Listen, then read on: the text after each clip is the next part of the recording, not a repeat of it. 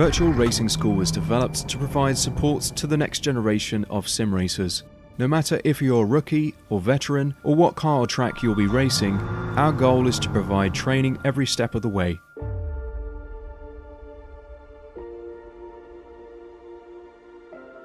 We found that iRacing can be quite difficult without proper training. There needed to be a way to prepare for on-track racing.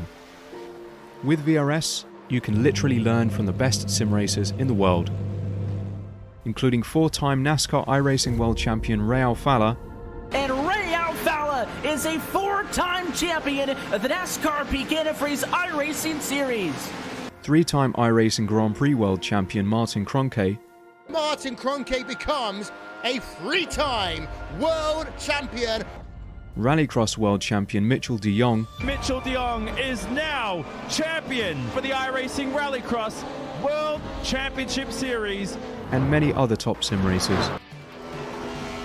Data packs include everything you need to start learning. Our World Championship coaches create the data packs by setting a hot lap or a series of fast laps for you to compare, analyze, and replicate. Data packs also include a tutorial where the coach points out techniques they use to hit the fast lap. This gives you access to the latest driving techniques and setups before you even hit the track.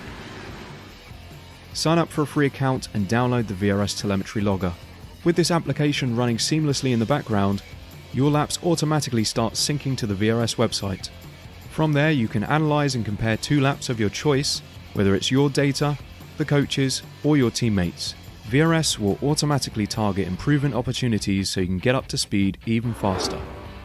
VRS also makes it easy for you to request and schedule one-on-one or group coaching sessions. These sessions can range from 30 to 90 minutes, and you can select the car, track, and setup combination of your choice. Visit virtualracingschool.com today to sign up and get started.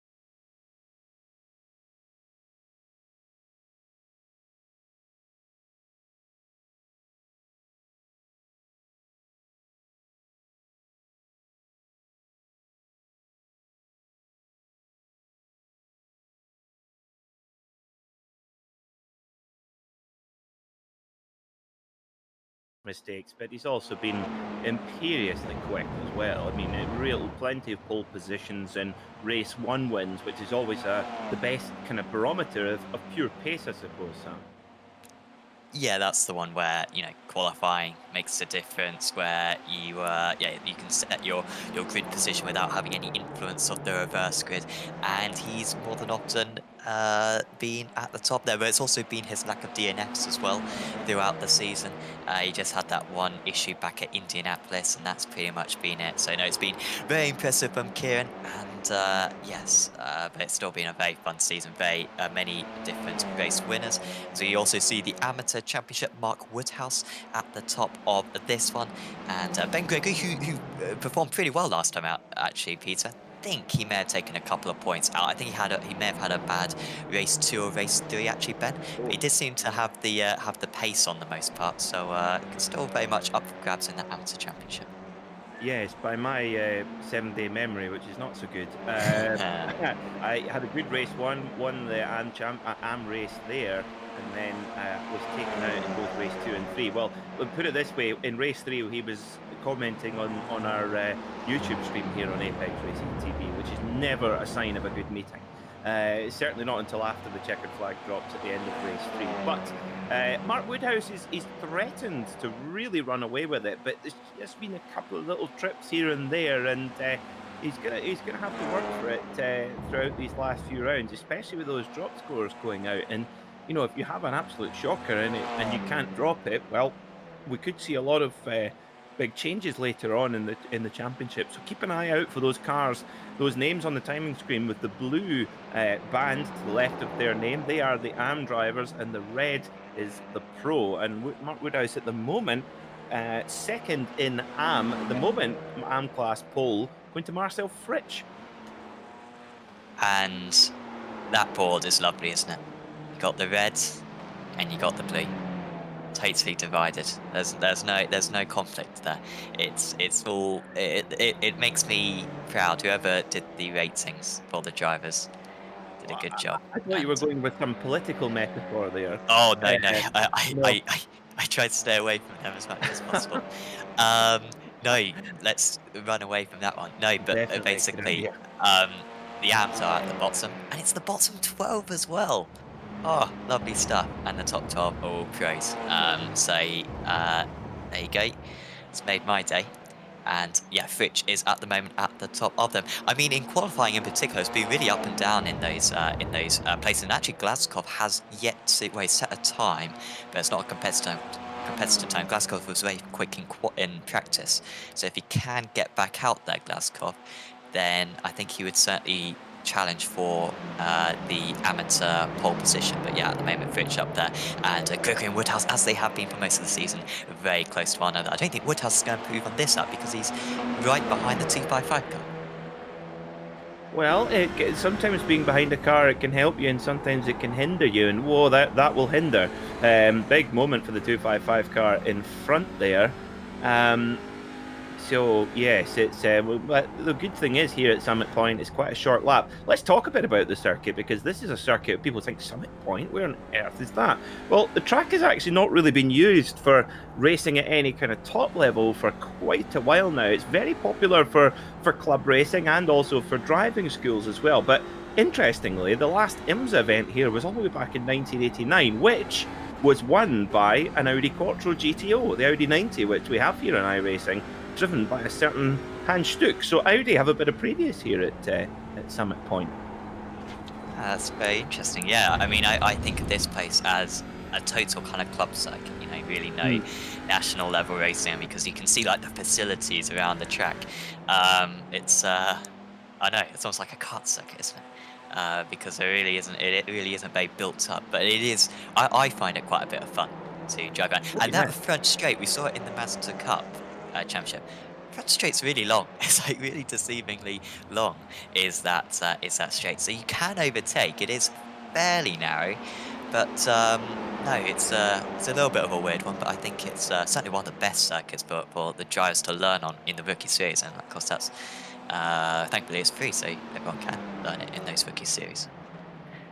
Absolutely. I think it's a wonderful circuit. I really do. And I remember doing one of my very first races on iRacing in a BMW M8 here, and I thought, oh, this is iRacing. And I remember I just couldn't stop locking up going into turn one. I was like, oh, this is a bit more serious than Forza, goodness.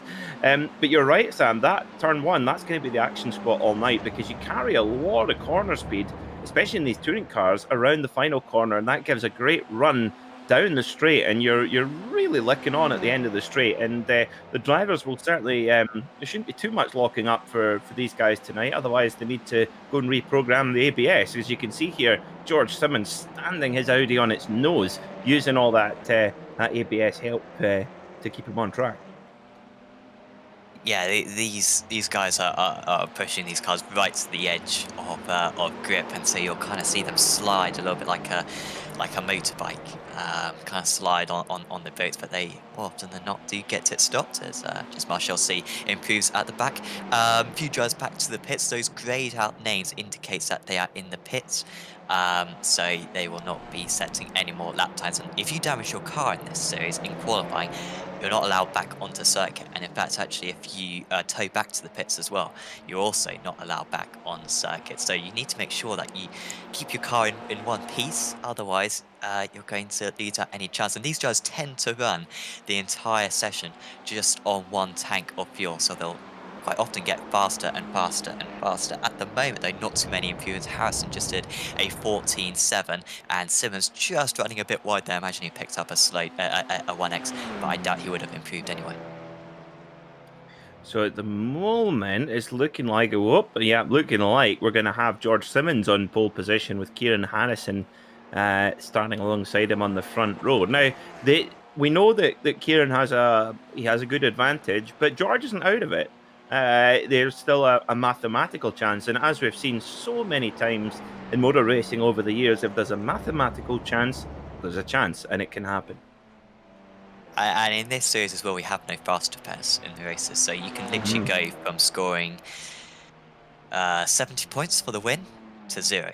That's how much you get if you finish more than one lap down, and that's very easy to do if you do get a non-finish. So 2 of them, and all of a sudden the championship's back on, isn't it? So and we've got to visit Long Beach, Montreal, and Le Mans, which aren't easy circuits to get around. So yeah, it could change. But yeah, Simmons with one of his first, one of his few poles of the season. Usually it's Harrison who pits him by the hundreds, but tonight it's the other way around. It is indeed a brilliant performance in qualifying there from George Simmons, edging out Kieran Harrison by 700ths of a second. Vasily Zaitsev and Norbert Leitner will start on the second row for this opening heat of the night. Igor Shirokov and Corentin Wiener start on row 3, with Fraser Smith and Roman Bokler on the 4th row. Terje Flatten and Marcel T round out the top 10. Martin Aschert and Roman Perschke lead up the 6th row of the grid, with Marcel Fritsch putting it on pole position in the AM class and 13th overall. Mark Woodhouse, the AM Championship leader, will start from 14th, with his nearest rival Ben Gregory right behind him in 15th and Martin Shirley in 16th. Tim Perry and Jurjen Bakker start on the 9th row, with Toby Ward and Kevin Marshall on row 10. Baron Glover and Bruno Belny round out the 11th row, with Jack Tingy and Sergei Glazkov rounding out your 12th row. And finally, Wojciech Suridowicz and Andrew Brema round out our 26 car field. So Wojciech Suridowicz, former champion, multiple champion, a lot of work to do there from the back of the grid. So the drivers are nearly all lined up, and I tell you what, Sam, it is a long old drag down to turn 1 here. Yeah. Suridowicz, by the way, starting from the pit lane. He's got a couple of penalty points to serve, so he'll be serving from the back. I think Bremer as well. But yeah, of course, if you get a good start from the second row, though, you can't really do anything with it because the track's only too wide. And so it should be Simmons versus Harrison down into turn 1. I'm looking forward to it. Yep, so the lights are being prepared then here in West Virginia. Let's go racing on some country roads here at Summit Point. It's a very good start there from George Simmons, and Kieran Harrison immediately has to go over into the path of Vasily Zaitsev to block off the line, and that's not the racing line. Look at this. George Simmons says, if you think you're going to go by me, you've got to go round the long way. But yeah, you can do it, and look at Kieran Harrison. He's gone right around the outside of Simmons, and now he has the inside for Wagon Bend. Here goes Harrison. He didn't get the best start, but brilliant racecraft there from the championship leader, and Harrison hits the front, Sam. Mighty move there from Kieran Harrison. He carried a lot of speed around the outside. Simmons was a little bit cautious as just behind. Leitner manages to get past. So actually everyone who started on the even side of the grid got a very good start. So I think everyone who was covering off the inside kind of lost out a little bit there, and actually going into the clear air on the outside may have been the thing to do a bit. Of course, it is a little bit more risky. Gregory gets ahead of Woodward, and also Fritsch as well, with a bit of a poor start. So Gregory up 2 places, Fritsch down 2 places. So quite a change so far in the amateur category. But despite the fact that this is a very kind of tight, twisty circuit, I think we might see a few overtakes. Like you said earlier on, Peter, turn 1's going to be the action spot. So I don't think that's necessarily the race when decided. Definitely not. No, I think this could go back and forward all race long. Of course, we've got 3 20-minute races here, and of course, race 2 and 3 mixed up with the reverse grid. Riding in the cockpit of Corentin Guinez is Audi there as well. Gets that a little bit all twisted up there going into turn 1. You're braking from such high speed, it's easy to miss that braking point. But Ben Gregory's got off to a great start and is actually starting to pull a small gap on Mark Woodhouse in the chasing AMPAC. Woodhouse is going to have Tim Perry to fight with, because he's just got past, as Guinez has moved ahead of Zaitsev. So brilliant start for HM Engineering. But Zaitsev is coming back. Here they are. Well, that looks like it's going to be Guinez is there. As we got contact for the other Wild Animals car of Shirikov. Oh, this has gone very bad news for Wild Animals, who had their best qualifying of the season. It's been fantastic to have these guys in the championship, been a great addition. But that is quite a few places lost there for Igor Shirikov. He's actually at the back now of the pro field, apart from Savinovic, of course. So he's got some work to do. But these guys are holding each other up. We've got Terje Flatten versus Marcel Tai at the moment. Flatten, the victor of that one for now.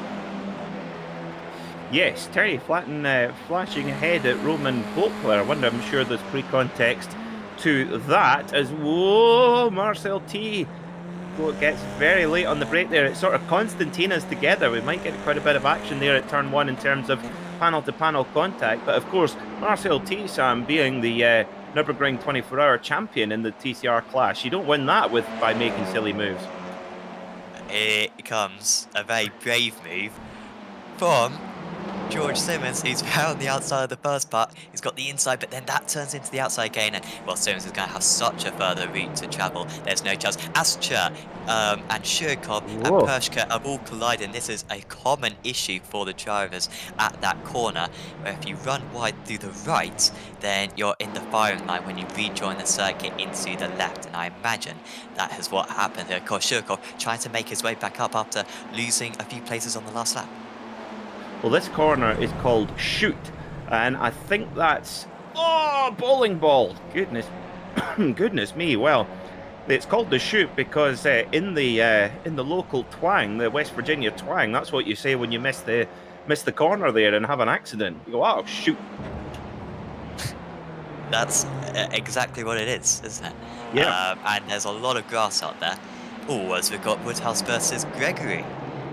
It's Gregory, who by a little bit of contact there, manages to stay ahead. By the way, shame about that previous incident, because I think it was Netcode which initially sent Shirkov off. So that's kind of then took out a couple more drivers, but the grass is so slippery and there's just no way around as more argy-bargy, and also Woodhouse trying to fend off a couple of places there. And yeah, you're right, he's got a puncture. Wow.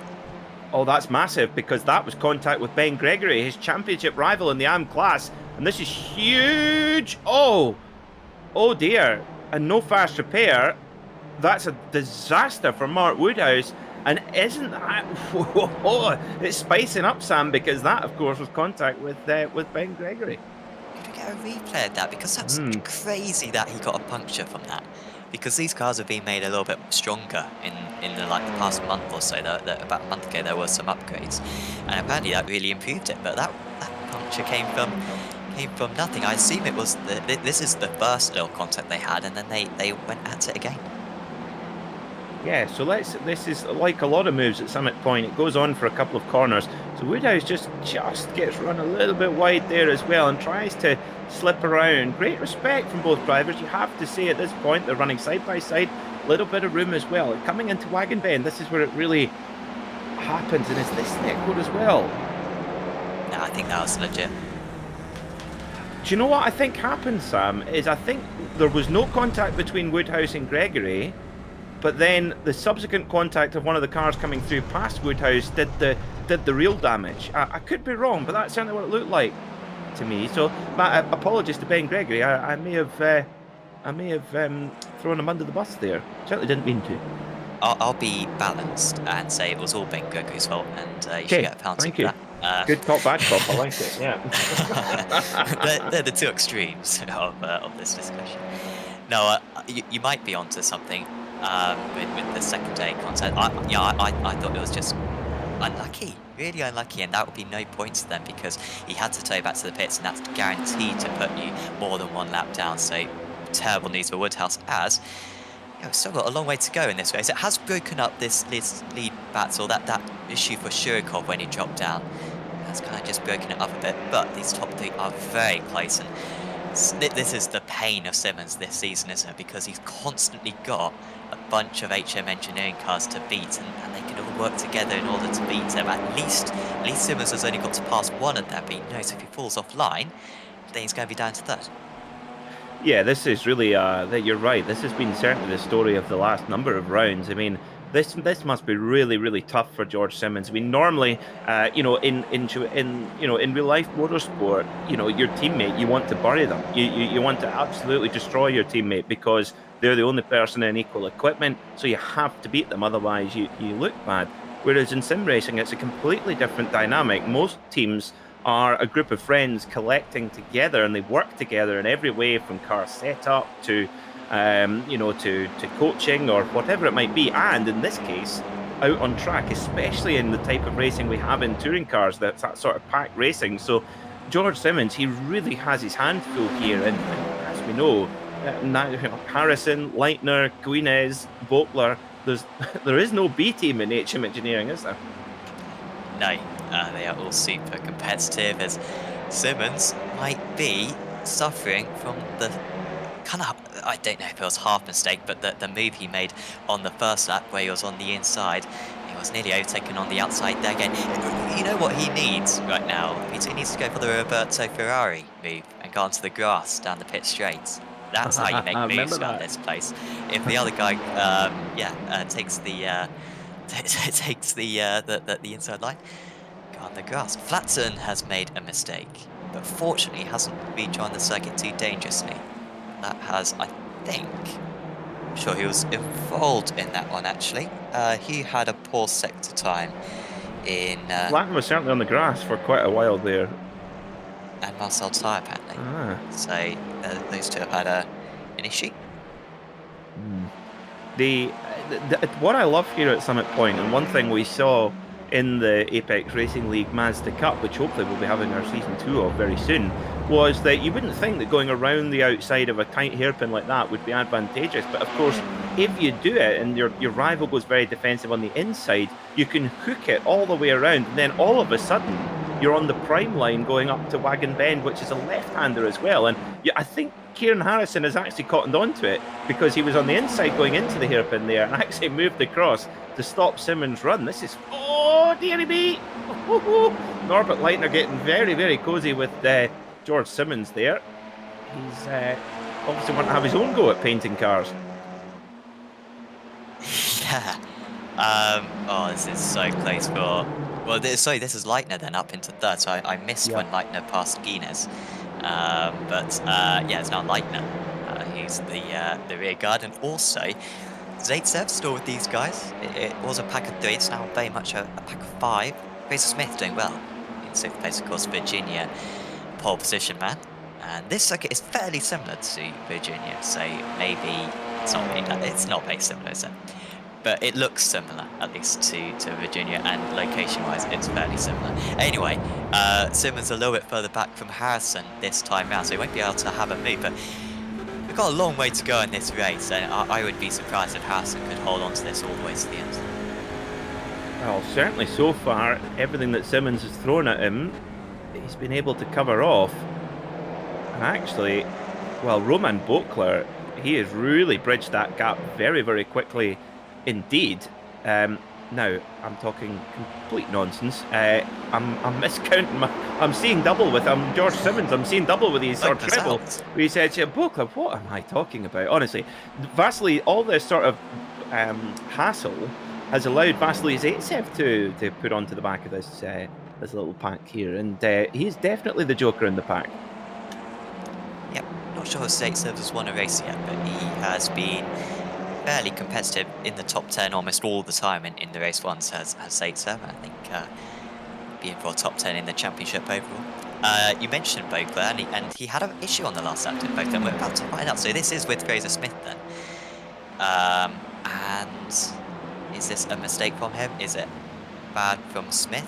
Oh no, he's just outbroken himself. He cannot get it turned before the barrier, and that does quite a bit of damage to your car apparently.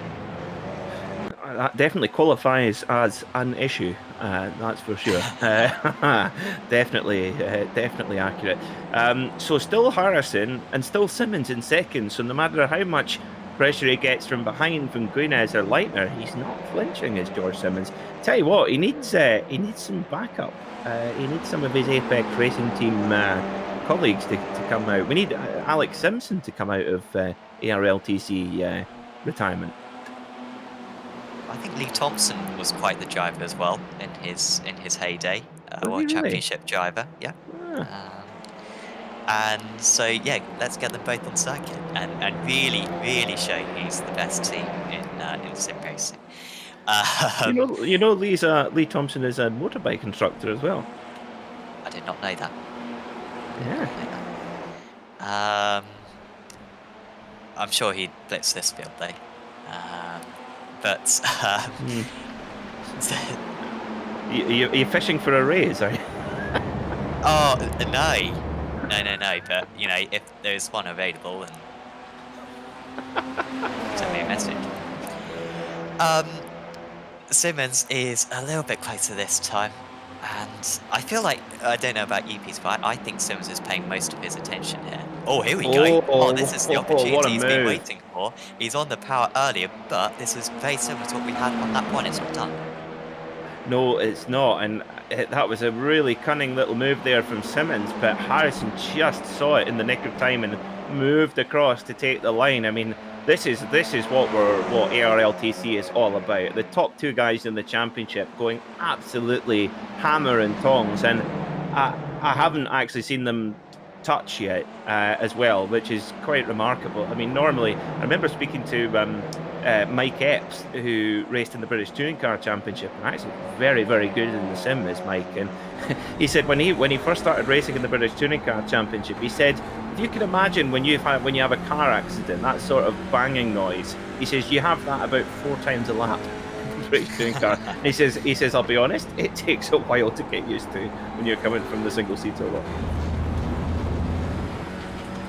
Yeah, these guys have done very well to keep it so clean. There's a lot of respect amongst these drivers, and most of them as well have been around for a little while. You know, certainly Harrison a couple of seasons, Simmons for a long time. As here comes Guinness, who's maybe the newest driver, but still 30 odd meetings under his belt. But he couldn't really carry enough apex speed there, and had to stay behind, very slow behind with Smith. Holding back Ty and Platson. These guys have had a very good battle for a while. Apologies that we haven't shown it, but obviously the lead battle has been even closer. But that is Platson, I think, just holding on against Ty right there. No, in fact, actually, it may have been a move. So good move there from Platson, but yeah, this one will change a lot as Ward has had a second issue in this race. He's down into 17th place, so not a good race one for Ward. No, at the moment sitting sort of back end of the top 10 of the AM class as well, but it is a very, very good day so far for Ben Gregory, with Woodhouse on Neil Poix and Gregory, well, 9th position overall should give a very strong haul of points, and that closes the AM Championship right up. Yeah, this will be, yeah, close. By the way, apologies, the points that we showed earlier on weren't the most up-to-date points. They were one round out, but it was pretty much the same. It showed you all the details that you needed. As Guinness, oh, there's contact, and it's an HM Engineering 1, 2, 3, as it was at Kota. But I think Guinness feels very bad, and he's going to do the honourable thing and just let George Simmons pass, and that is a shame it came down to that. And at first sight there, it didn't look like Guinness did that much wrong. Sure, he was a bit wide, but I don't know, but let's see what this replay shows us. Guinness very late on the brakes. I did understeer quite a bit, and it's very narrow there, so yeah, Simmons, I think, has the right to feel a bit annoyed there.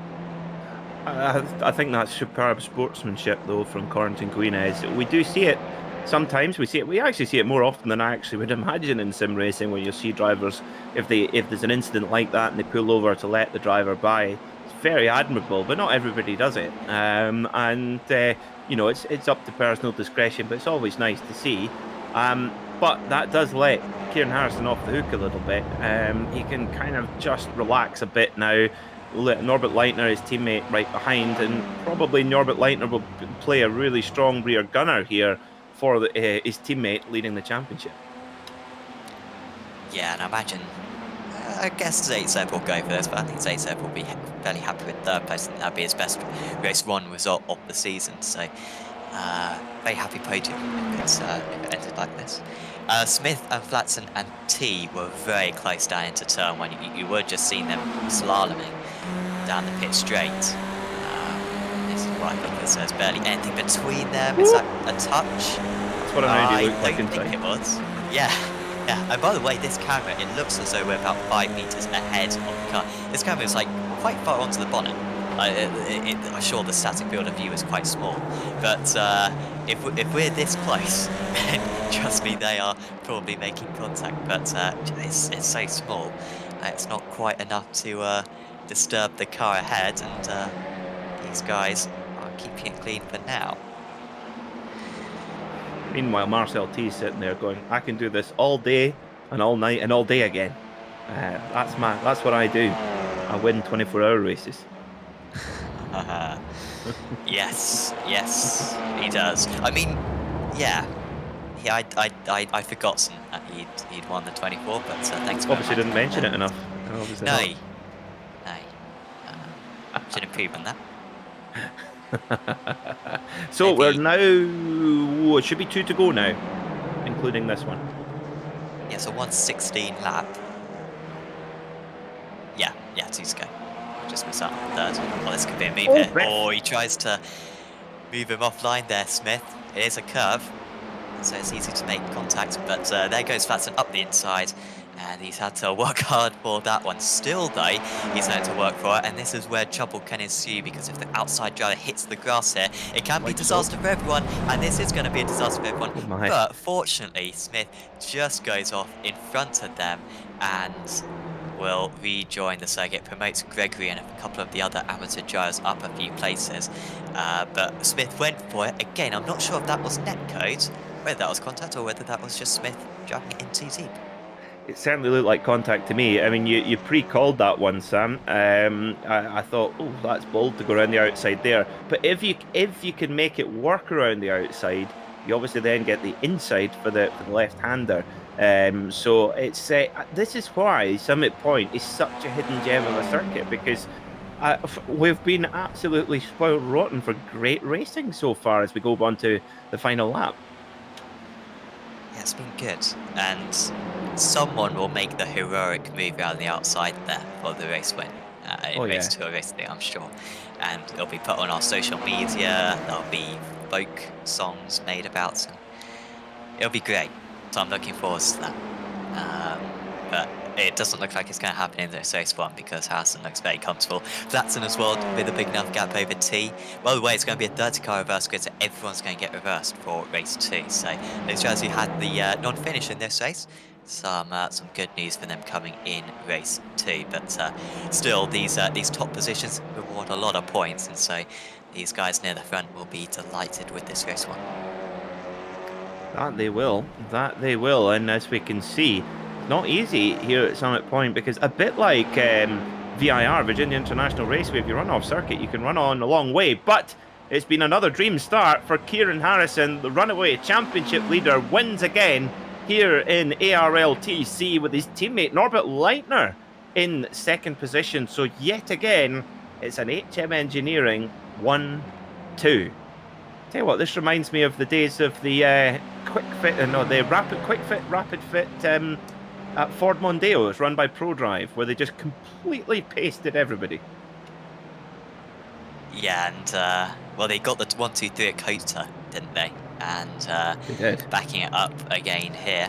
So they are quite a tricky team to beat. And of course, it's the amount of drivers they've got. You know, when you got 3 drivers constantly up in the top 5, it is so tricky for the rivals. And I honestly think that Simmons may have beaten Harrison there had it not been for Guinness just constantly putting pressure on. Obviously, Guinness in the end made contact with him, which also helped the situation.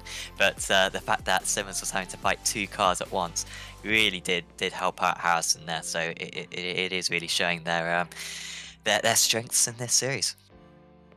It does, yeah. It shows you strength in numbers is the way. Well, that being said, Sam, coming into race 2, it's going to require a different skill set. Of course, with the reverse grid, the drivers are going to make their way through the pack and without incident as well. That's the thing, not getting into any RG and bargy. But there is your result then. Kieran Harrison, winner by half a second over his teammate Norbert Leitner. Vasily Zaitsev, a brilliant podium for the Russian driver for Wild Animals Wizards team. George Simmons managed to recover in 4th after a bit of contact with Corentin Guinez, who came in behind him in 5th place. Terje Flatten won the battle with Marcel T, with Ben Gregory in 8th taking the AM class honours. Tim Perry was 9th, with Sergei Glaskov rounding out the top 10. Fraser Smith was 11th, followed by Igor Shirokov, Martin Shirley, Bruno Belny from Martinique, Wojciech Saridovic, a great recovery from the pit lane, actually, not from the back of the grid, to 15th place. Good stuff from Wojciech. Baron Glover was 16th, followed by Toby Ward, Kevin Marshall-Say, Roman Persk, Roman Bokler, Mark Woodhouse, Jack Tingy, Marcel Fritsch, Arjen Bakker, Martin Ascher, and Andrew Brema. More non-finishers than I thought, Sam. 8 non-finishers. There were a couple of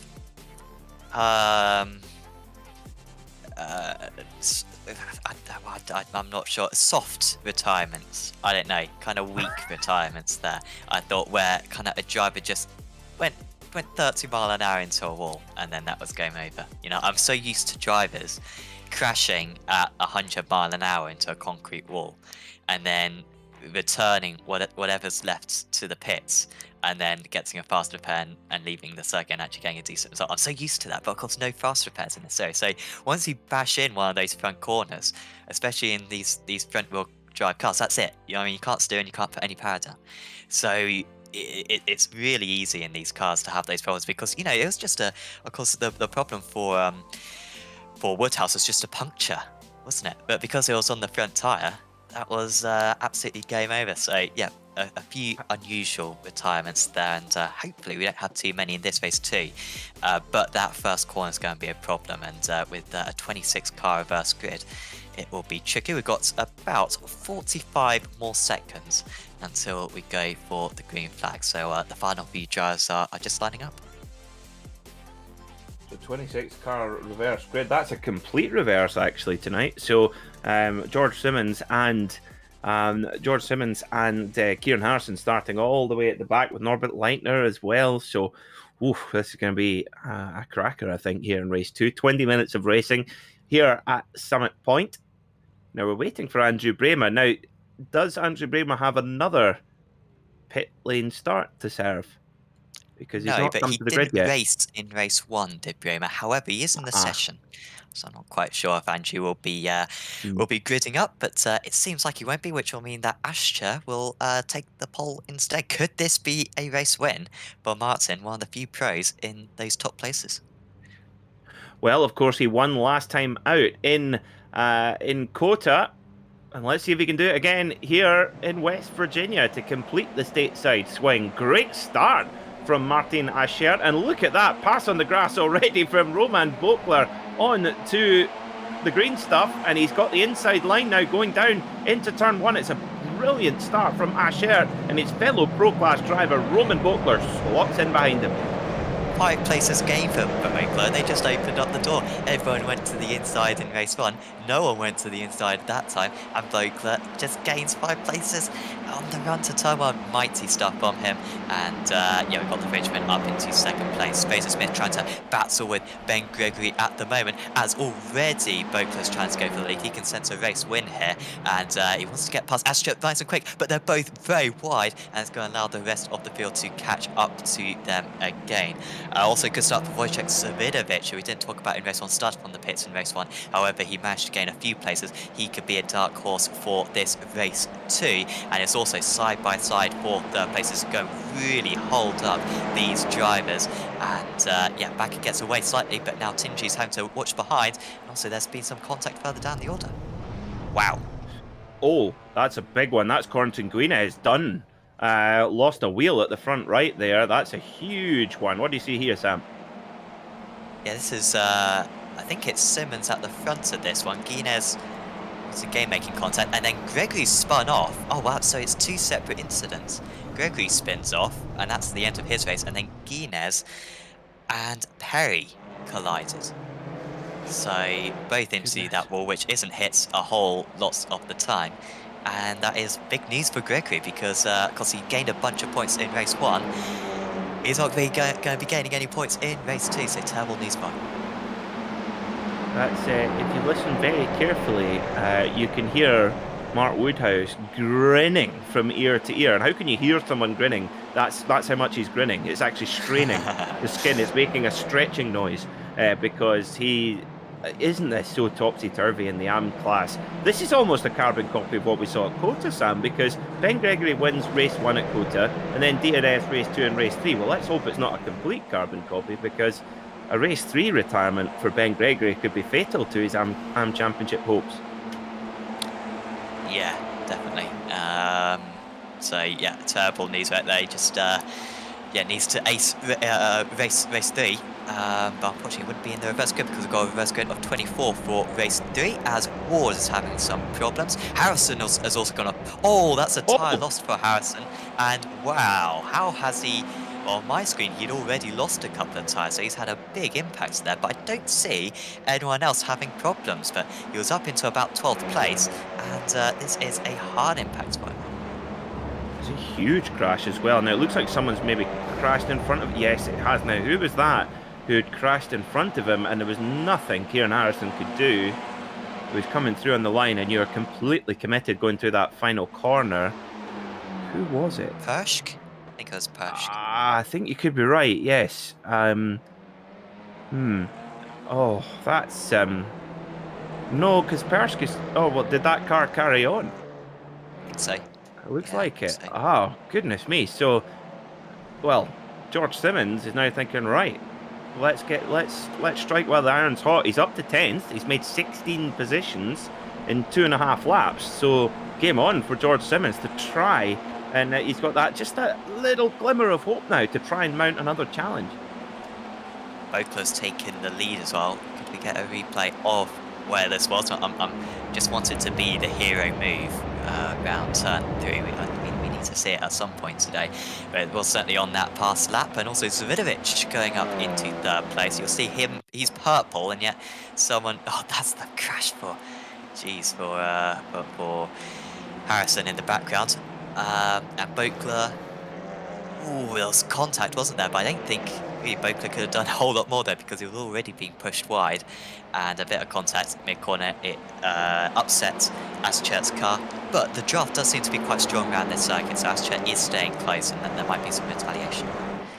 I think what's very impressive, Sam, is that even though Butler and Ashard are battling, there's still a decent gap back to third position. Wojciech Saridovic, who is on an absolute tear tonight, although he had to start back in race 1, worked his way up to 15th in the opening round, and now up to third already. Fantastic stuff there from Wojciech, and he's off like a shot. And you wonder if Saridovic will be able to catch up with Butler and Ashard. Certainly if they keep battling, he will. And look who's behind there. Topsy-turvy here in ARLTC. Mark Woodhouse, DNF in race 1, really unlucky, and now leading in pretty confident fashion, 4th overall, and his rival Ben Gregory is in the fence. Yeah, how things change you to be ahead of Gregory if it ended like this across the meetings scores, because he's doing so well, but there's some quick drivers behind him, so he'll do well to stay in that 4th position to the end of the race. One of them is Joel Simmons, who's just moved up into 9th place, and also Shurikov, I think, just got past Flatten in that last lap. No, I think he was just defending, actually, to be fair. Shurikov actually, dropping back into Flatter. I thought he might be able to pull away after his very good race 1 result. There is Simmons, meanwhile, taking a lot of curb. That's another place gained, and also not quite as cleanly there as Glazkov, moving past Bakker. So Bakker, who started up in 3rd position, he's lost quite a few places, and Tingy has had a problem. Oh wow, he's had a collision with Simmons there. That's terrible news for Simmons, but is that car beyond repair, or can he complete the race? That's the big question. Well, there's quite a commonly used word here in Scotland for a car that looks like that, and it's not broadcastable. I do not believe it. I do not believe it. So Jack Tingy misses the corner completely and actually rejoins at the other side of the kind of horseshoe there. George Simmons must have thought, what have I got to do? There's an Audi heading straight for me, heading in the wrong direction. I mean, it just maybe not his season. One to forget, maybe. Well, Tingy didn't have the brakes locked, but to be fair to him, maybe he was thinking, well, I'll just slide more, but I don't know, I think that was just a little bit clumsy there from Tingy. He didn't quite realise that he was going to rejoin the circuit, and that's game over then for Simmons for this race. I guess the only good news is that he's in 22nd place, so he would be within the reverse grid, but then Harrison will be in within the reverse grid, as Gregory can get back out there. So that's Harrison Leitner and Simmons all in the reverse grid. Yeah, top 3 in the reverse grid. Race 1 again. Goodness. So at the moment, Roman Butler leading here in race 2. So if you're HM Engineering, you've got to be careful not to count your chickens right now, because a sweep could be on. Yeah, it's looking likely, isn't it? I don't think they've done that this season. They've messed with the other records. There's a bit of Patrick trivia. Yeah, you see, I always ask these questions. I never answer them. I've always said, this might be his first pole of the season. Might be. Yeah, it could be. He might have just got married to Jennifer Lopez. Might have done. Yeah. So it's all a bit redundant. But he's just like, I'll just drop that one in there and walk off while the bomb goes off.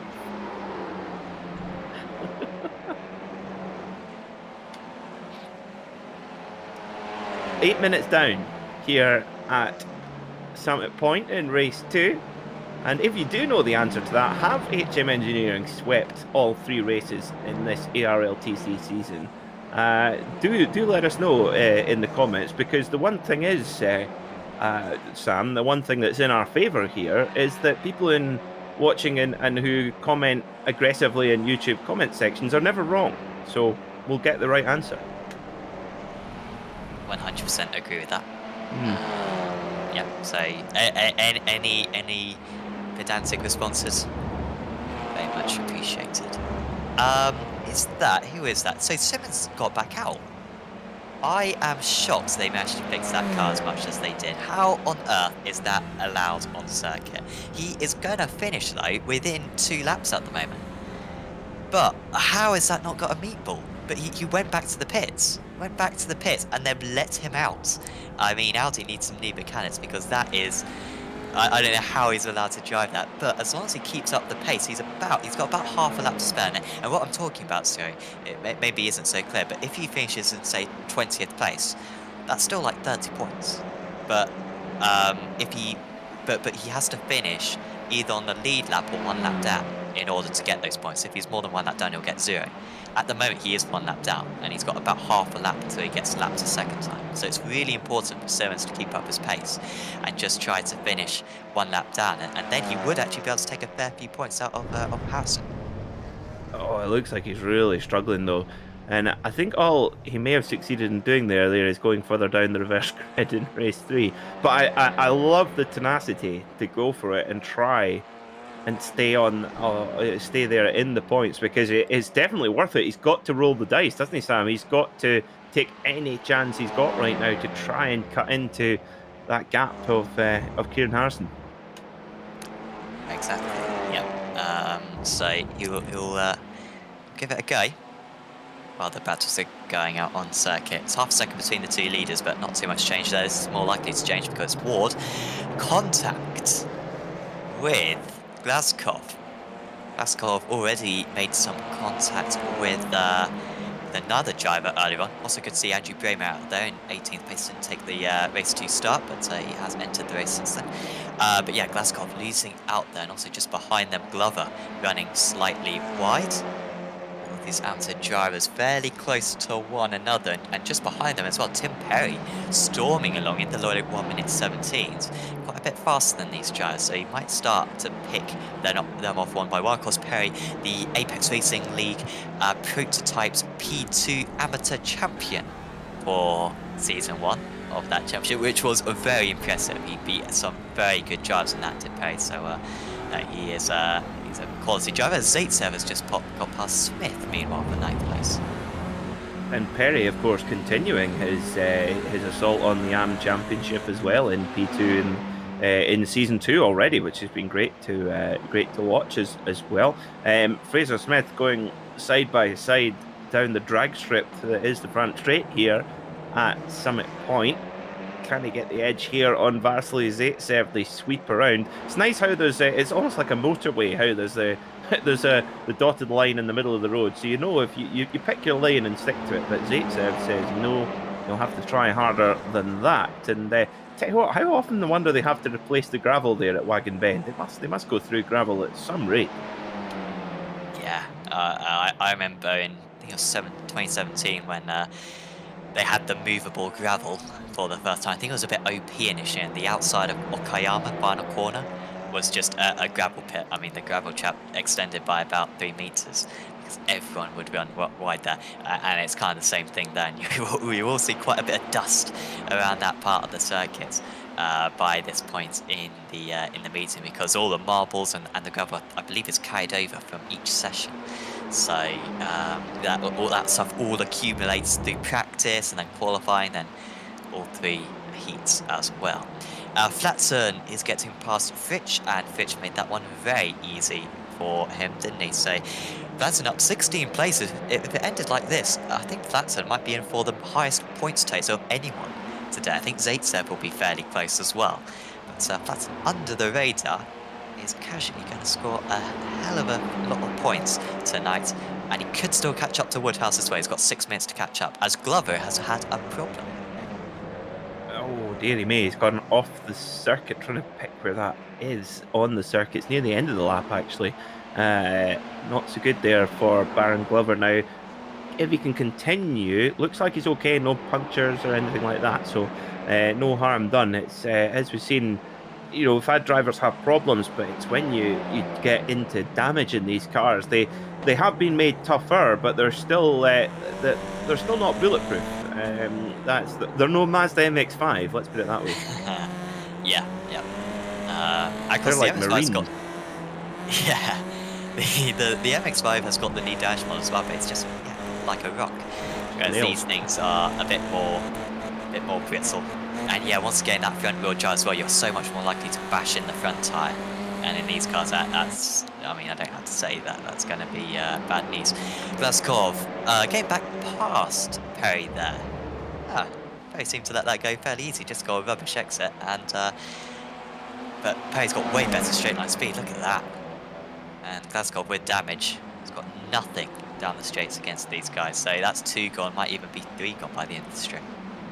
Oh, that's just so frustrating when you oh dear goodness me, that was close between Belny. Now that's what it was. Bruno Belny that had a little bit of a moment, just a mistake, and then that was who Kieran Harrison ran into. That's who. No, it was. I think it. Yeah, I thought it was I'm going to say it was Marshall C. I thought it was an orange car. Belny, the 277. It was definitely a black and red car. Well, the Martini Kez, unfortunately getting tangled up. So, for that matter then, Bruno Belny's car can't be in 100% health either. No, you're right. Although it looks pretty good, doesn't it? It does, yeah. Poor Kieran took the whole hit himself. Yeah, it's a nice guy. Takes yes. damage. He's like, I got a massive lead anyway, don't worry, I'll take one for this. Yeah. It's very close to the leader.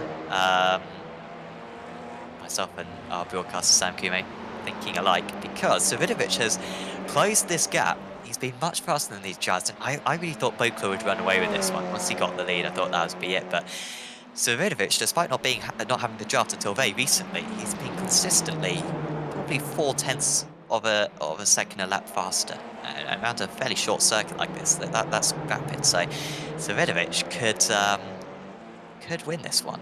Yeah, he was 0.3 faster than these two on that last lap, and Ascher and Bokla, I think, very evenly matched. But Savidovic has probably got 3 laps to catch this one, and there's the graph. I mean, that is a lovely graph, because that is just pretty much the same time gain every single time, and that's how the gaps come down. Yeah, he's really reeling it in as well. But, well, I hope Martin's been having his Van Dobben croquettes, because that will give him the strength to maintain the second position. Of course, we had a great chat with Martin about the delights of the Dutch snack bar after the race, after his race 3 win at Kota last week. And it looks like Wojcik might have the edge here, but Martin goes, oh, I need to shut this door now, just in the nick of time. And actually, this battling might give Roman Bokler a tiny edge, which could prove quite critical. Yeah, you're right. And I think Savidovic, turn 1, I think, is the only place he'd be able to get past Bokler. There are a couple of other opportunities, but once turn 1's gone, you can kind of just defend the inside for every single other corner. I mean, good luck getting around here. And the final corner is a possibility, but you really need a mistake from the driver ahead if that's going to happen, and the gap's opening up. It's just a drop back. But the bad news for Ascher is that he's going to get a smaller draft now from Bokla, which might just make him a bit more vulnerable. Savidovic is got everything lined up here. It's just about that exit from this final corner. If he's close, I don't think there will be any defence for the Dutch driver.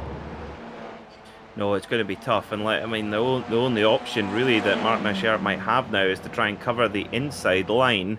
There he goes. However, Wojcik, as we've seen, oh, a little bit of argy-bargy on the straight there as well. Oh, dear me. Well, there, Martin Machert doing everything he possibly could, and more, to keep Wojcik Savidovic behind there, and without that little bit of contact, you think that we might have seen that around the outside move after all. Yeah, he was, I think Savidovic was so desperate to get to the inside there. Maybe he just thought the outside's not going to happen, but seeing that Bokla would have given him a bit more of a draft, I thought it may have been possible. But well, if Savidovic couldn't make it that time, I didn't really see much of a way for him. He couldn't be any closer really than he was coming out of the final corner, and the gap just continues to add up to Bokla. He's looking very good to make it a double win for HM Engineering. Savidovic just with a slightly lackluster exit there from the penultimate corner, but this could get hairy now between these two. I think it's starting to get a bit personal. Yeah, but Martin Machert making sure he's defending with all he's got, and this is just Merry Christmas, Happy New Year, and then Happy Birthday again for Roman Bokler, because this is allowing him, as we take the white flag, this is allowing him to escape to the win. And oh, this is going to be big. Oh my word. Oh, and a little bit of contact there to the rear of Roman Bokler's car, but that was a bit, would I be allowed to say clumsy? Would that be fair? Aggressive? I don't really know the adjective to use there, to be honest. I could see Savidovic going for that move all day long. It was so. See, that's why you're the BSR Radical Winter Series champion, and I'm not. Well, there you go. And he was always going to go for that. And then I don't know. I thought maybe Ascher defended a little bit later, but sure he went. It was like a diagonal overtake. Yeah, he left it until he was on the brakes, didn't he? Until he moved. So, well, we got stewards for this one as because Savidovic, he's so close to Boat Club, but I think he's going to run out of time here. It's the Polish driver, and it's going to be another race win for HM Engineering. Looks like it. Yep, can Roman Bokler hang on for another corner? Looks like he can. Checkered flag waves here in race number 2. It's double delight for HM Engineering, and Roman Bokler, the Frenchman, wins from Wojciech Savidovic, and Mark Woodhouse profits enormously from Martin Aschert's demise and gets on the overall podium. What a way to bounce back from a disastrous race 1. Superb stuff for the Team Madstar. Yeah, really good drive from Woodhouse. He gained 3 places from his race start, and yeah, just drove pretty much perfectly, didn't he, in that race? Managed to keep behind the other drivers who were very fast. I mean, I was sceptical whether or not he'd be able to hold on to that, but he held on comfortably in the end. And he will be starting further down than Gregory, but seeing that Gregory retired from that race, didn't score any points, that is great news for Woodhouse. Also, Simmons has just crossed the line. Simmons completes 15 laps compared to the leader's 16, so he will score points, crucially. And that is great news for him. And also bad news for Harrison, because Harrison actually dropped down to 25th there. It's only a reverse grid of 24. So Harrison will actually be starting near the back of the order because Gregory went back out on circuit. Gregory got some of his damage fixed and then completed a few laps before the end. So that's terrible news there for Harrison. Oh, that is a really big one as well. And great news for Ben Gregory, of course. He's probably getting his damage fixed, thinking, hold on a minute, I can get reverse grid pole here. So, more drama here at Summit Point, and Roman Bokler, your winner by 0.2 of a second from Wojciech Savidovic in pretty, should we say, controversial circumstances with a clash with Martin Aschert at the first corner on the final lap. Mark Woodhouse profits from that incident and gets up onto the overall podium and a dominant N-Class win. Superb stuff there. Terje Flatten was 5th, followed by Igor Shurikov, Marcel T, Marcel Fritsch, Vasilis 87 and Fraser Smith rounding out the top 10. Martin Shirley starts off a run of AM-Class drivers with Toby Ward, Tim Perry, Kevin Marshallsay, Baron Glover, Bruno Belny, Sergei Glazkov, Andrew Brema and Jack Tingy, with George Simmons getting that critical lap down from the winner and therefore scoring points. A really tenacious drive with a very damaged car. Roman Persk was 21st, followed by Ben Gregory, Arjen Bakker, Norbert Leitner, Kieran Harrison and Corentin Guinness. So although an HM Engineering at the front, 3 of them at the very back of the pack. Interesting stuff indeed, and they will have to work hard in the third race of the evening. We're going to take a very short break here on Apex Racing TV. Do not go anywhere. We'll be right back with all the action from race 3. Virtual Racing School was developed to provide support to the next generation of sim racers. No matter if you're a rookie or veteran or what car or track you'll be racing, our goal is to provide training every step of the way.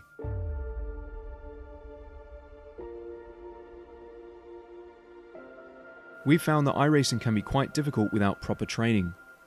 There needed to be a way to prepare for on-track racing. With VRS, you can literally learn from the best sim racers in the world, including 4-time NASCAR iRacing World Champion Ray Alfala. And Ray Alfala is a 4-time champion of the NASCAR Pekin Freeze iRacing Series. 3-time iRacing Grand Prix World Champion Martin Kroenke. Martin Kroenke becomes a three-time world champion. Rallycross world champion Mitchell de Jong Mitchell de Jong is now champion for the iRacing Rallycross World Championship Series. and many other top sim racers. Data packs include everything you need to start learning. Our World Championship coaches create the data packs by setting a hot lap or a series of fast laps for you to compare, analyze, and replicate. Data packs also include a tutorial where the coach points out techniques they use to hit the fast lap. This gives you access to the latest driving techniques and setups before you even hit the track. Sign up for a free account and download the VRS telemetry logger. With this application running seamlessly in the background, your laps automatically start syncing to the VRS website. From there, you can analyze and compare 2 laps of your choice, whether it's your data, the coaches, or your teammates. VRS will automatically target improvement opportunities so you can get up to speed even faster. VRS also makes it easy for you to request and schedule one-on-one or group coaching sessions. These sessions can range from 30 to 90 minutes, and you can select the car, track, and setup combination of your choice. Visit virtualracingschool.com today to sign up and get started.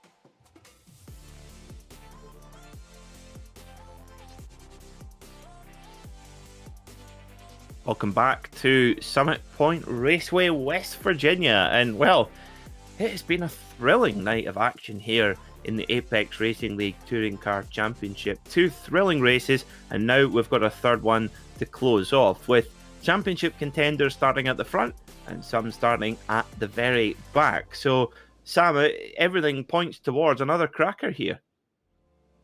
Yeah, it should be good. I think we've got one of the HM engineer cars. I think we've got Leitner starting on pole. He'll be looking very good. But then you had Guinez and Harrison who just missed out on the reverse grid pole position. And that really has changed the dynamics of this race. But that's a pretty competitive front order, isn't it? Leitner, Gregory, Simmons, all up there, Pershka as well. So, yeah, will be good to watch. Lots of AMs as well up in that top 12. There is indeed, yes. And of course, yeah, Ben Gregory starting from the second row. He really, really needs a good result right now after his unfortunate incident in race 2. Yeah, he didn't score any points for race 2, while Simmons was able to get his car round. Gregory was not, but Gregory had less repairs to serve, so Gregory was able to serve some of his repairs, get back out on circuit, gain a couple of places and get within the reverse grid. So that was good work there from Ben, otherwise he would have been starting right from the back instead. So he'll be feeling pretty confident about this one. Once again, Andrew Beaver doesn't look like he's going to be gridding up, but he did take part in race 2, so watch out for him exiting the pits after all these guys got into turn 1. So the lights are being prepared for the final time here at Summit Point.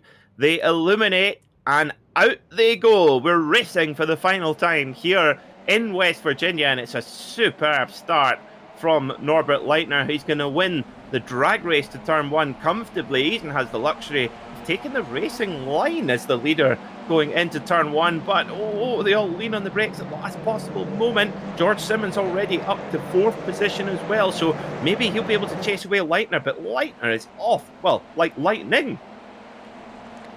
Yeah, wasting no time is Norbert Leitner, who was very quick in race 1, so was up in 3rd place for much of the race, ended up in 2nd, as Smith is alongside Zaitsev.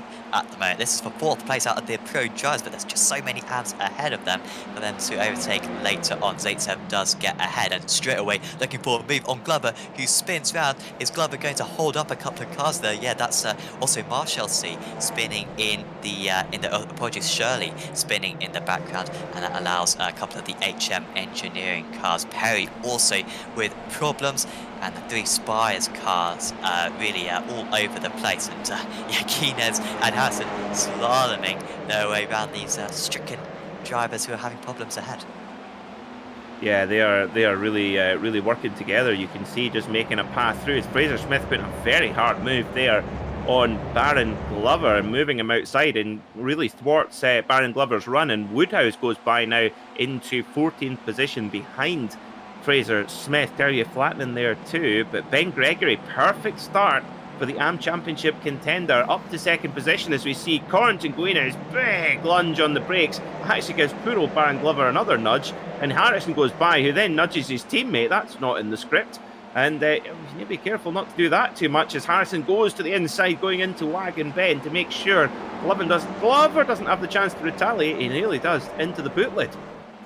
Not bad for Glover there. He's really got beaten up for the past lap, and it's continuing as well. Ward gets past Belney. Further up, he's done well to get past around that corner. Oh, Belney with a bit of contact. I don't know if he was a bit annoyed with that previous overtake.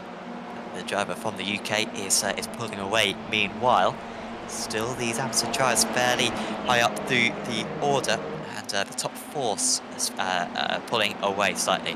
Leitner is pulling away in the lead, but I don't think that lead will last for too long if George Simmons can get past Ben Gregory here. Gregory, one of the most experienced drivers out on circuit. He's not going to fight this one, and he lets the 2nd place man in the championship move past him. So Simmons up into 2nd place. He's within 1 second of Leitner, and that's actually within draft range, I believe. So should be fairly simple for Simmons to catch up, as Pershka has a problem. Unfortunately, he's only lost 1 place. He is still leading the Jochen Rindt Trophy though for Austrian drivers. Whoa, we've got a huge accident in the background. I think it was Marcel T going straight off the circuit. Martin Archer in the pits, as well as Bruno Belney. There's been a big one there. This is going to be comical. I think he's gone into Narnia here. Yes. Watch out for the wardrobe, because there he goes. Wow, they disappeared early, didn't they? They disappeared early. You get that around this circuit more than any other circuit where you have the vortexes. Good news is that you don't get any damage, so you go back to the pits. You just get an automatic tow, and hopefully they'll still re-enter the circuit, because they'll still score some points if they do. Yes, yes they will. And of course clears a little bit more of a path there for the HM Engineering guys who are coming through the field at quite a rate as Fraser Smith barges Vasily Zaitsev there, who's hung out to dry on the outside and just about avoids the Narnia. Oh, but puncture, front right puncture, and or failed suspension, one of the two. Oh, that's a nightmare for Vasily Zaitsev, our podium finisher, don't forget, in race 1. Now, I tell you what, come back to the guys at the front. Ben Gregory played that super smart, because he saw Simmons behind, and Simmons was flashing the lights, and I think Simmons was saying, you know, tuck in behind me if you want. I'm going to come by anyway. I wouldn't, you know, tuck in. And I think that's exactly what Ben Gregory decided to do, because he's not really got to worry about Simmons, but he can use Simmons for a couple of laps to really kind of get pulled along as well and follow his lines, and that's really good news for Ben Gregory. And with Woodhouse back in 12th, it's a really strong recovery from the AM Championship contender. Very smart heads-up driving there. Smart heads-up driving for Paul Harrison, who's just got past Woodhouse. He's just following through everything that Guinness does. So Guinness is like the plough, and then Harrison is just nipping through when the other drivers get pushed offline, and now they're very slow ahead. Oh, 3 wide. They'll be told on the spotter that you're 3 wide. Harrison wants to get involved in this one. Actually, it will just give his teammate a bit of a bump here, and I think both HM Engineering cars will get past both of these other drivers. But now there's contact with Ward, just turning into the corner a little bit earlier, and there was no chance for Smith to avoid that. Simmons has made a mistake as well. Oh, Simmons, has he hit the wall? Oh.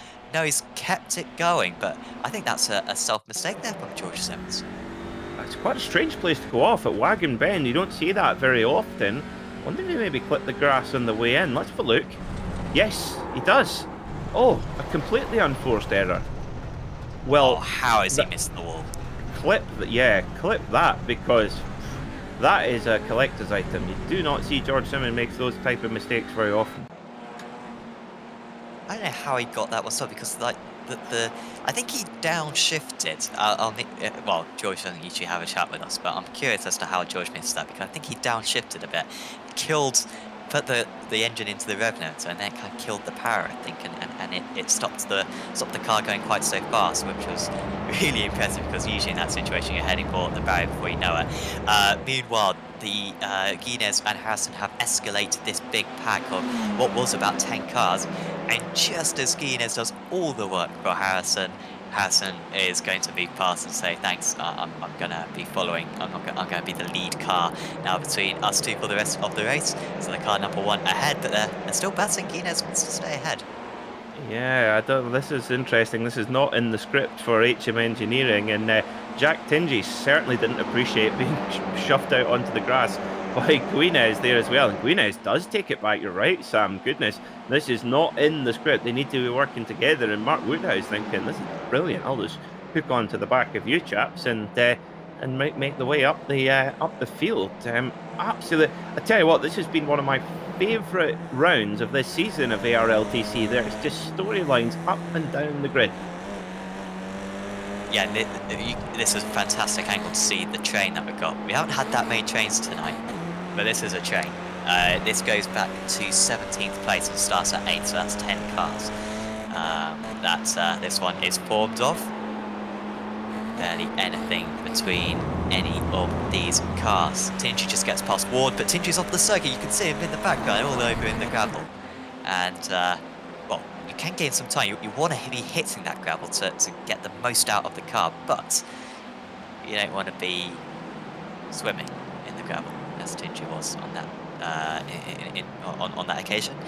Ward, after his contact earlier on with Smith, tries to get past Fritch. Fritch might be in for quite a few points. I feel like he's avoided too many crashes so far, but he isn't going to be able to avoid the overtake from Toby Ward, who moves to 14. Now this is a bit bizarre up at the front, because we have Leitner ahead, but Marcel T in 23rd is in between the leader Norbert Leitner and second place driver Ben Gregory.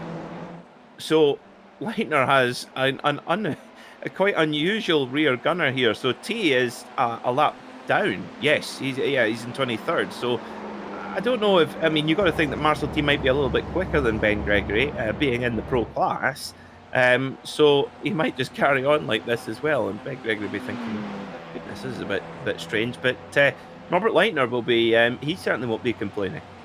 Well, you say that, but this is really good for Gregory, because Gregory gets a draft now.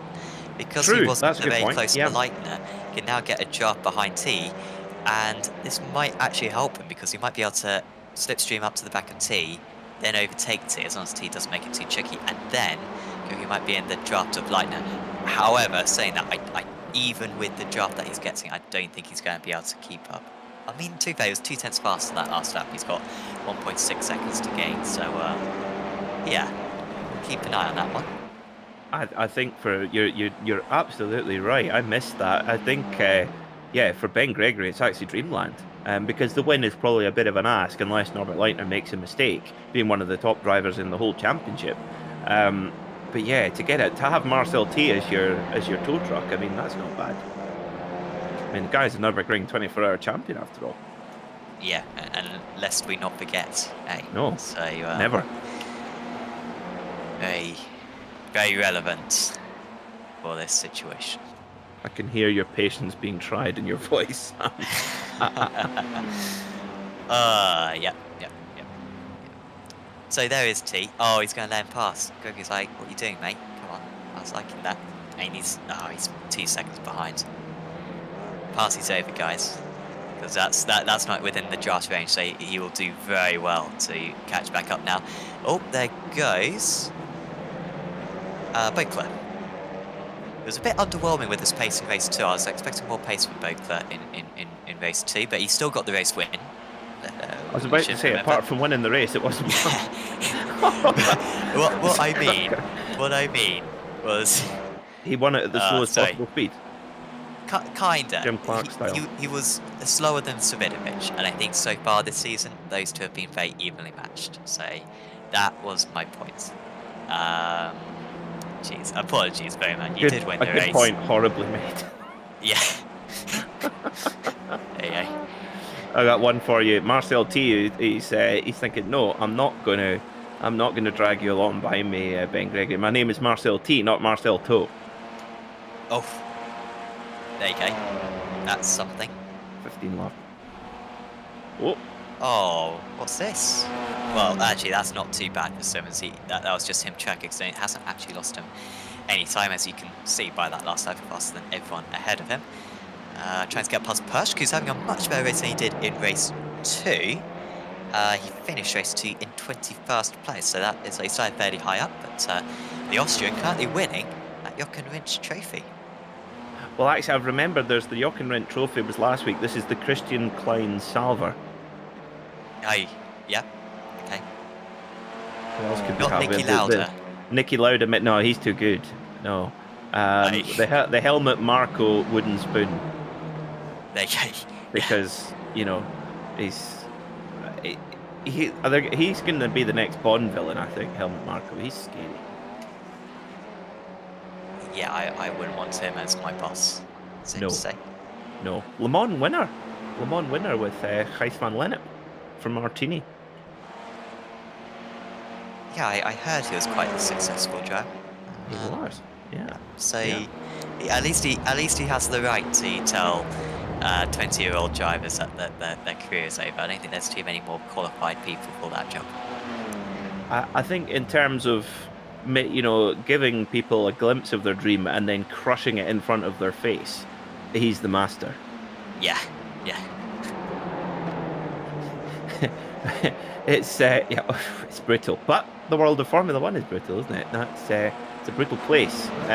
Anyway, Pershk leads the Christian Klein Salver for this week here in ARLTC. Lovely place, Austria. Really, really nice. I really like it whenever I've been there, especially over in the west, in the countryside. Yes, I'd like to visit.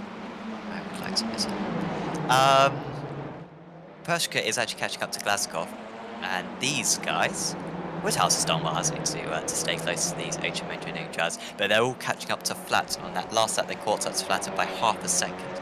Bokler and Harrison, and Guinness for that matter, have all been setting fastest lap after fastest lap between the two of them. And Flatten is nearly caught. I saw it 6 minutes ago, so they should all be able to get past very quick, but then you can see after that there's not many cars. Simmons, though, might be past Pershka fairly quick, but Pershka does have this draft from Glasgow ahead, and they're not far behind Gregory either. Gregory with a 16.2 on that last lap, Pershka and Simmons with a 15.7. So half a second faster that last lap, and they are 2 seconds behind. So Gregory might be caught by the end of this one. And yeah, if only Marcel T stayed ahead of him, because T was giving him a nice draft, pulling him along. But since T fell behind, Gregory's lap times have just slumped a little bit. So he is being caught by these guys. Cool thing is, though, of course, is Sergei Glazkov, if he were to stay in this position, that would be a double podium for the Wild Animals team, which would be very cool. And I do like the Looney Tune character sort of thing that's on the side of the car. It looks very cool. I like it.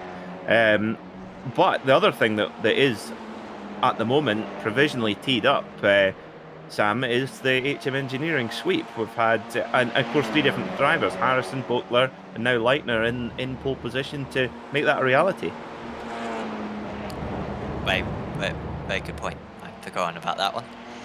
And like I said earlier on, I believe that it's the first time that's happened all season, as I think this might just be it for Simmons here. Pershka hasn't really been a particularly aggressive driver from what we've seen, and maybe showing that there. wide as well for Glasgow. He went wide a couple of laps ago actually at turn 1. Did get a nice exit because he managed to square off the corner, but Simmons might be passed immediately here. He kind of looks to the outside, then to the inside. Oh! Get past as Glasgow runs wide again. Simmons with enough overspeed to get the move done before the corner even gets there, and Pershka also moves through. So now Simmons up into P3. He's got 1.9 seconds to catch up to Gurki. I think he's just going to be short, but I think it might come down to less than half a second by the end of the race. And also, I think we've got to pay attention to the Guinness battle, because Guinness and Harrison have just got past Flatten. But this is quite a long train at the moment of 5 cars occupying this one, and there's they're really bumper to bumper.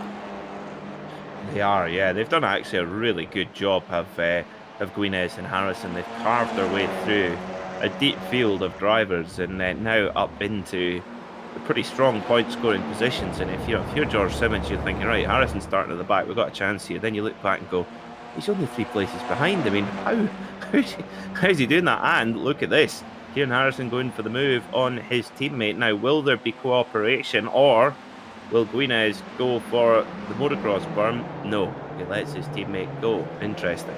And no retaliation either. Interesting stuff there from the HM Engineering guys. So I wouldn't say a coordinated swap, but certainly an unopposed swap there. So Harrison goes by. Now, can he push the pace on now as well? Can he stretch this group? And I tell you what, to echo your point, Sam, Mark Woodhouse has done a stellar job to hang on to the back of these guys. Yes, good outside, good pace as Woodhouse. Also, Vladsen's now keeping up with those guys. So Vladsen's actually caught back up to Guinness. I think that swap just lost the HM Engineering cars a little bit of time, and Vladsen's nice and close. By the way, quick shout out, because we haven't given them a shout out so far today, to SDK Gaming, who provides our glorious overlay. We can see the track map, the battle box, the timing tower. We also had the gap difference, how it went down over time, and you've got the lap time comparisons as well. There's so much on offer on SDK Gaming. It's by far the best overlay you can get for iRacing. So go to sdk-gaming.co.uk in order to get yourself a subscription. As there goes the deep move from Bokler. Oh, there's some contact. Vladsen actually should get the better exit here, and that was a long way back, similar to what Savidovic was trying to do in race 2. That was clever there from Terje Flatten, just to say, okay, you can have the inside, but I'm going to go around the motocross berm and make sure I've got the inside for the next corner. Good stuff there by Terje Flatten. This is just superb stuff. This is what touring car racing is all about. I tell you what I would love to see, Sam, is, of course, we have World Championship races in Rallycross here on iRacing. We've got, of course, the Porsche Tag Heuer Esports Super Cup. I believe we've got a top-level single-seater going. Is that a bit of netcode there for Marcel Fritsch? I'd love to see a touring car World Championship. I think that would be fantastic. I think it'd be good, yeah. With some wacky rules as well. Big reverse grids. It would kind of need to be, otherwise you'd just get a Shinkansen train every race, I think. You would have to spice it a little bit. Yeah. Every race at Monza, no chicanes. Race at Talladega. Okay. Great minds think alike, hey. Yes, I'd be, would definitely Charlotte be Roval. very good, that one. Yeah. Certain carnage and salt out Charlotte Roval. With the old chicane as well, obviously, the murder chicane. So no, I mean we could do all those things with this series. To be fair, and we have got some of the best drivers in this series. Of course, George Simmons, Dave Baker isn't racing for most of this season, but I mean Project Savidovic, of course, all the HM Engineering drivers, obviously. So we're not too far off that World Championship level, but no, it would be cool to see a proper iRacing fledged one. We just need a fan boost on social media, and we've got ourselves an FIA World Championship. Norbert Leitner comes around the final corner and completes the HM Engineering sweep here at Summit Point. He wins again.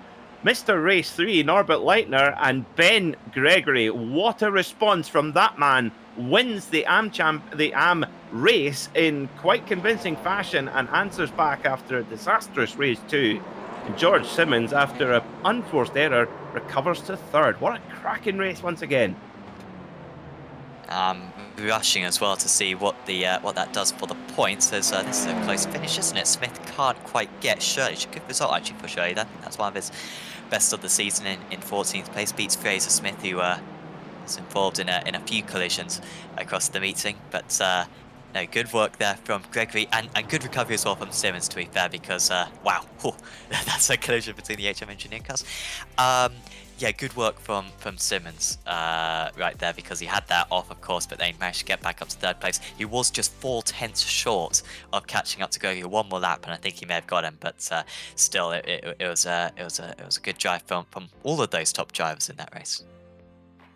It certainly was, and you've got a lot. I mean, there's always going to be disappointments in racing, but it's so important, especially in a championship like this, where you've got 3 races in quick succession. You've got to put the bad ones behind you quickly, and Ben Gregory must have been so disappointed after race 2, getting put out and no points, and then comes back in race 3 and just smokes it in the AM class. Absolutely superb. Yeah, and of course for the championships, it's gonna be tighter, isn't it? I think Savidovic, apologies, Simmons should be able to take about maybe 60 points out of Harrison tonight. I'll quickly work on the scores, and then we should have some answers as we go through the interviews in a bit. Well, yes, I'll let you work away on the calculator. So, confirming then your results, then Norbert Leitner winning by the biggest margin of the night by a considerable amount, beating Ben Gregory by 5.3 seconds. But Ben Gregory, the man of the race for sure, AM class winner and bouncing back from disappointment in race 2. George Simmons recovers from a huge off at Wagon Bend, managed to avoid the barrier just and get his car back into 3rd position. Good stuff from the Apex Racing Team driver. Roman Persk for Team Huizinga finishes in 4th, followed by Sergei Glaskov, Corentin Guinness, Kieran Harrison, Terrier Flatten, Roman Boatler and Mark Woodhouse rounds out the overall top 10. So good haul of points as well for the AM Championship leader. Tim Perry was 11th, followed by Arjen Bakker, Marcel Fritsch, Martin Shirley, Fraser Smith, Baron Glover, Kevin Marshall, Wojciech Sawidovic, Jack Tenzi, Toby Ward, Andrew Brema, Marcel T, Igor Shirkov, Vasily Zaitsev, Bruno Belny, and Martin Ascher round out our 26 car field here at Summit Point. Now, we do not have any of the drivers in our interview waiting room area, folks, but hopefully they will come in to join us very, very soon. What a day's racing we've been treated to here at Summit Point, a circuit which has not really any international reputation because it's not really been used for top-level racing for such a long time, but very popular for club racing, track days and racing schools, etc. In fact, it's in use nearly every single day of the year. And well, I tell you what, we'd love to go back here for some more racing because it's just a real hidden gem of a circuit. And well, it's been the happy hunting ground today of HM Engineering. And speaking of, we have our championship leader, Kieran Harrison for HM Engineering, joining us in the commentary box right now.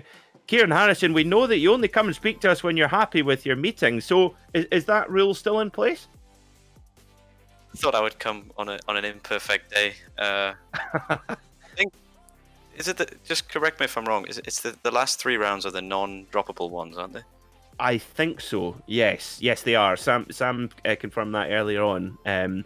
So yes. Is that what are you doing the calculations? I think this one will be my second drop score along with Indianapolis. So it's not too bad, it's okay. Oh, thank goodness for those drop scores, eh? Well, it's. I tell you what, we were talking about it in the commentary box, Kieran. How this was certainly from us watching on the sidelines was one of our favourite meetings of the season. How was it from the driver's point of view? Because there was a lot of close racing out there. Yeah, it was actually surprisingly okay for overtaking. I was expecting it to be impossible. I don't personally enjoy to drive the track, but yeah, as you say, it worked out quite nicely. Like me and George Simmons in race 1, we were side by side for most of a lap at one point. I didn't expect to be able to do that, but yeah, we made it work. You certainly did. And tell us about race 2, because we just caught the back end of what was an enormous accident, which was ended up being terminal for you. What happened there? Yeah, to be honest, I think I was a bit unlucky. The guy who I crashed into, he did a weird swerve after he corrected the car, like towards me. I'd like checked up to go inside of where he was, but he did like a weird right swerve, and my wheel just fell off straight away as soon as I touched him. Now that you raise a good point there, Kieran. We know that some little changes have been made to the damage model on this particular car here on iRacing, but there still seems to be little bits of, shall we say, fragility in the car. Is that something that, as a driver, you've got to be quite wary of still? Yeah, definitely, and I think it throws in a bit of a luck element to. Sometimes I could have had that crash and the car would have been almost fine, which fortunately for me, I think the majority of the season it's gone in my favor. But yeah, the car is quite fragile at the moment, so you've definitely got to try and avoid contact now more than ever. Especially going into these last few rounds, of course, no drop rounds, and going in for the championship with George Simmons. What are your thoughts heading into these final few rounds of what's been a long and tough season? Yeah, it's just going to be probably tone it down a little bit, try and be ultra safe for the last 3 since they can't be dropped.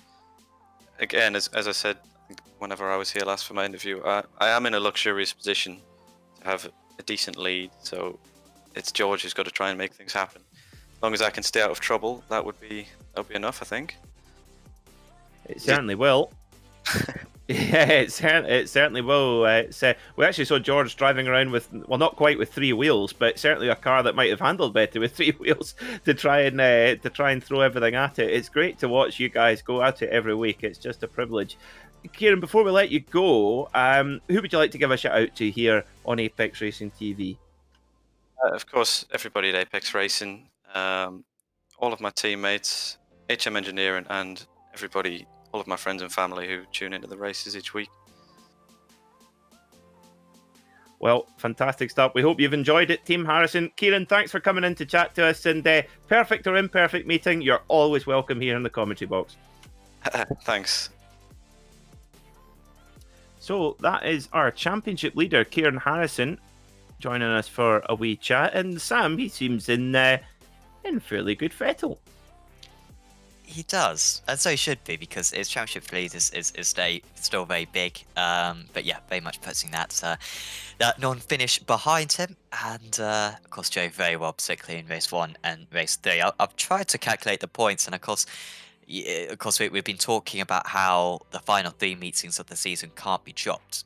So out of the first, it's a little bit weird this season because obviously we had the Nürburgring round, which we don't speak of, which was scrapped from the season because of a few issues that occurred in the session.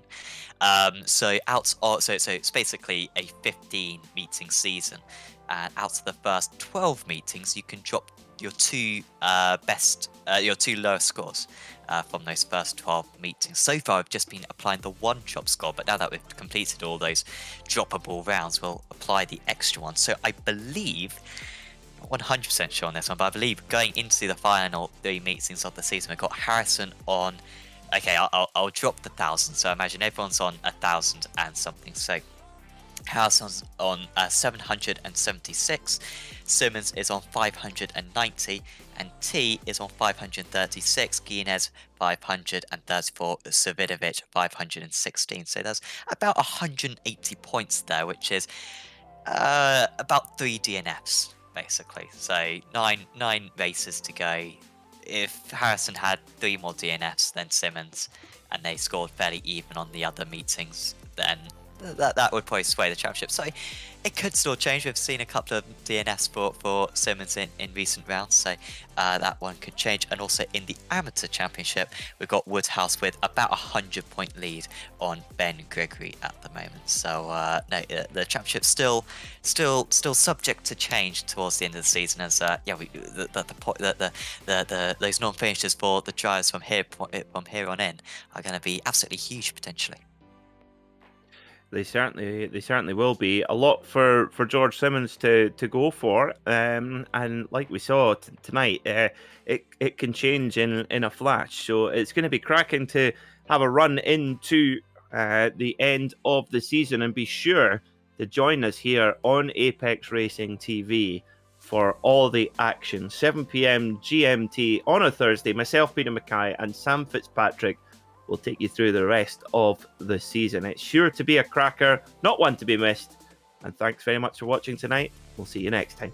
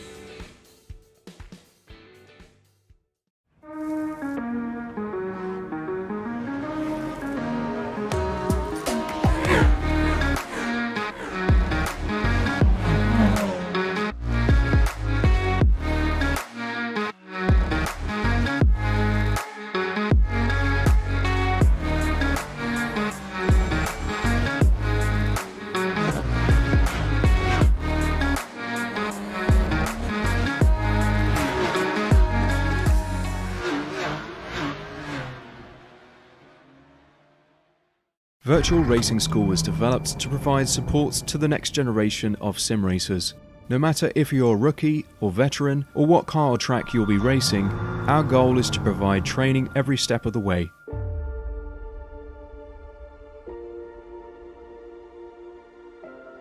We found that iRacing can be quite difficult without proper training. There needed to be a way to prepare for on-track racing. With VRS, you can literally learn from the best sim racers in the world, including 4-time NASCAR iRacing World Champion Ray Alfala. And Ray Alfala is a 4-time champion of the NASCAR Peak Antifreeze iRacing Series. 3-time iRacing Grand Prix World Champion Martin Kroenke. Martin Kroenke becomes a 3-time world champion. Rallycross World Champion Mitchell de Jong. Mitchell de Jong is now champion for the iRacing Rallycross World Championship Series. And many other top sim racers. Data packs include everything you need to start learning. Our World Championship coaches create the data packs by setting a hot lap or a series of fast laps for you to compare, analyze, and replicate. Data packs also include a tutorial where the coach points out techniques they use to hit the fast lap. This gives you access to the latest driving techniques and setups before you even hit the track. Sign up for a free account and download the VRS telemetry logger. With this application running seamlessly in the background, your laps automatically start syncing to the VRS website. From there, you can analyze and compare 2 laps of your choice, whether it's your data, the coaches, or your teammates. VRS will automatically target improvement opportunities so you can get up to speed even faster. VRS also makes it easy for you to request and schedule one-on-one or group coaching sessions. These sessions can range from 30 to 90 minutes, and you can select the car, track, and setup combination of your choice. Visit virtualracingschool.com today to sign up and get started.